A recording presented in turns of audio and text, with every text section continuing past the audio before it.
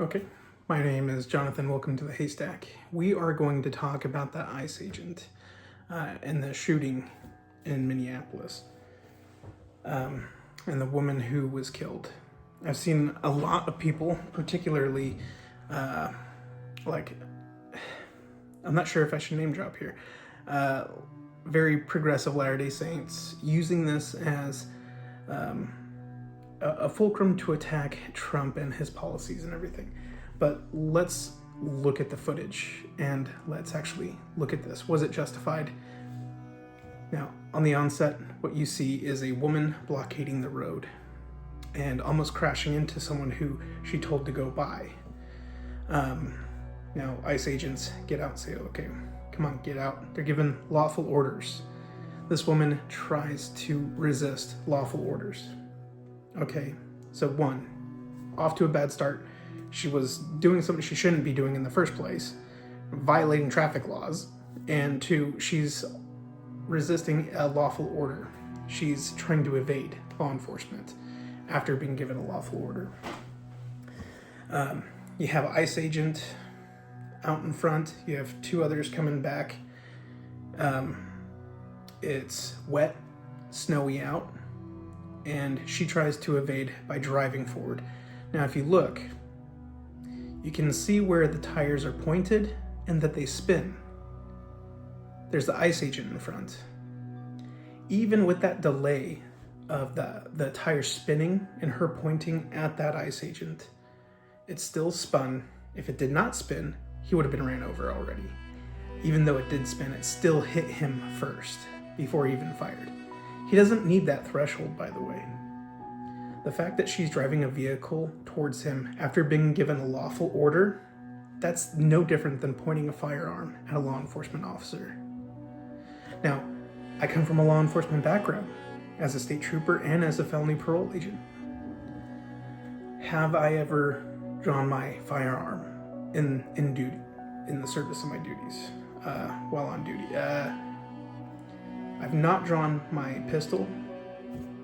I have drawn the M4 a few times. Never had to use it. Never fired in the field. So very lucky. However, this ICE officer, people think that you could be like Deadpool and you can do gymnastics and get you're going to survive any manner of things that happen. The thing is that people criticizing that this happened. Well, why'd you murder this woman? The woman made a stupid decision. She was in a stupid place. She made stupid decision and she had stupid consequences. She had very quick consequences. And that's an unfortunate thing. But it's something that we all need to realize is that consequences can come fast. And you can't just be a spoiled brat throwing a temper tantrum and get away with it forever.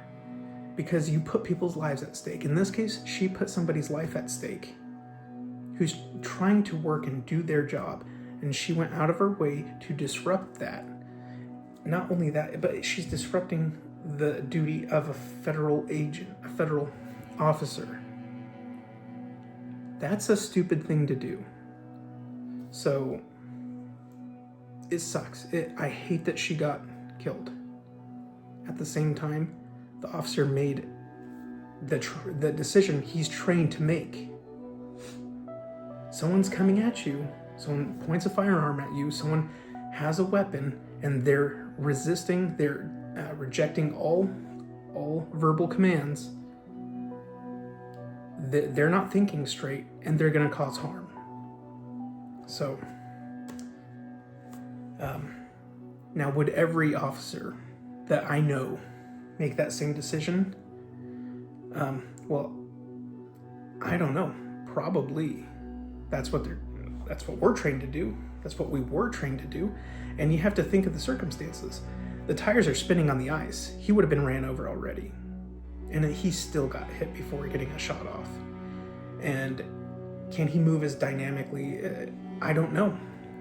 I would not bet on me moving dynamically to evade a vehicle driven by a protester. I don't want to be slip and fall on the ice and be found under the tires of some stupid protester trying to get away from lawful commands and get away from her consequences of stupid decisions. So it's unfortunate. It's unfortunate, and it looks dirty. It looks bad. But when you put people in a bad situation, it's going to look bad.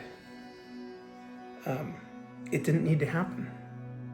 People keep complaining, especially very progressive, some of these very progressive Latter-day Saints who I think are ignorantly outspoken about these things, especially about law enforcement and about ICE. Things like tracking their movements and giving people, mapping where they are on social media. Like, yeah, you're free to do that, but at the same time, you're knowingly putting these people in harm's way because there's people who are saying death to America, who are saying, yeah, go Mexico. These are people who literally hate the country, hate the country's leaders. They tolerate the Democrats that pander to them because it gets them free stuff, but they don't care. They want death to America. But we're giving these people intel on how to hurt our federal agents who have families. And like, oh, why do these federal agents cover up their faces? Because you dox them. Why do the protesters cover up their faces? Because they're going to get fired from their job if they have one, or they're going to stop getting state funding. Because they'll get found out and get arrested because what they're doing is unlawful. Torching places, destroying everything. So what you're seeing is daddy come in and spank the kid that has been unruly and harming others. And all other things did not work. The thing is that they're fulfilling lawful actions. They're not breaking the law. The people trying to resist them and do this are breaking the law. So it sucks. It sucks that we've allowed it to get so bad by not enforcing the law in the first place, that now it comes in for someone to come in and clean up everything, and lots of people are throwing tantrums over it. Is that contentious? No, this is a common sense approach. I've been through law enforcement. I've been through the Advanced Training Academy with Idaho State Police. I've been through the regular police academy too. It's or at least their probation parole one, and it's justified as much as you don't want to like it. Now, there are agencies and there are chiefs and there are people who are Democrat leaning who, because anything looks bad, they're not going to defend their agents. They're not going to defend their people at all.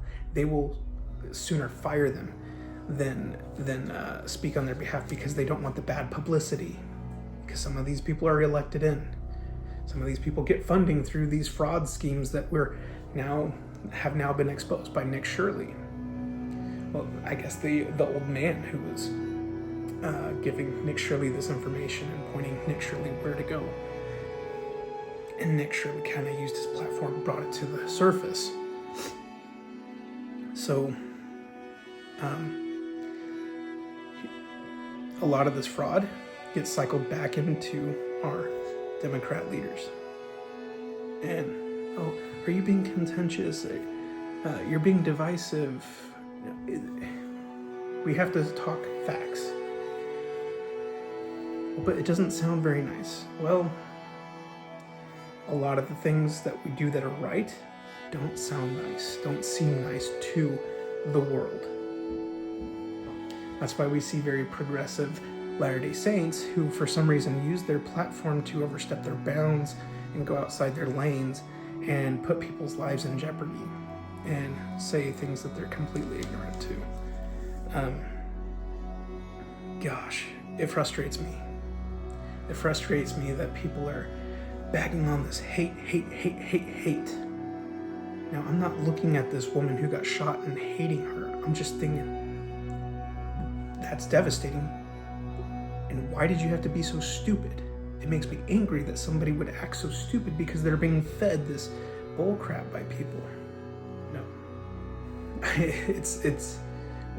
we're discussing facts, and we have the spirit of truth, and it's frustrating, it's heartbreaking, it hurts, and we're gonna see how people like Nick Shirley are getting death threats because they're doing something that is right, something that is good. Yet people are so determined to hate people like Trump and this administration or anyone on the right that they're willing to sacrifice everything to fit in with the world standards and fit in with the world simply because they hate so much. I don't hate, let me say, I do hate things. I hate gangs. I hate people who cause harm to others on purpose or make things unnecessarily difficult for the sake of being difficult. Not for the purpose of learning or training or anything like that, but people who are hateful. I hate hateful things. So, that's a perspective from someone who's been in law enforcement, someone who has shown you the video footage here, where you can see the tires directly pointing at the ICE agent, them spinning. And if they had gone, if it was on dry terrain, would have ran over that agent, and the agent still got hit before he fired off shots. Stupid games get stupid prizes. It's unfortunate, but that is just the way it is. Consequences do come. Imagine how sad and how many people, when Christ comes, how would he judge things and how would people respond to that? You'd get a lot of people throwing temper tantrums. Of course, they'd have perfect knowledge. Hopefully there'd come a perfect knowledge of what they've done. They'd come to themselves a little bit. But we have had nothing but evidence and proof flood out in these past few weeks of all the fraud, all the bad things happening in our own country. And still people are belligerent and wanting to hate it no matter what. That we're finally cleaning up the mess. It's like people want the mess. And I think that speaks for itself. So it's sad. It's sad that people are so delusional, that they're so intent on hating something, or so intent on being so objective that, oh, I'm not taking an opinion, I'm gonna be a peacemaker, and I'm gonna say, well, they're neither hot nor cold. Well, I didn't like that happened, but I don't like that person was breaking the law in the first place. What caused all that?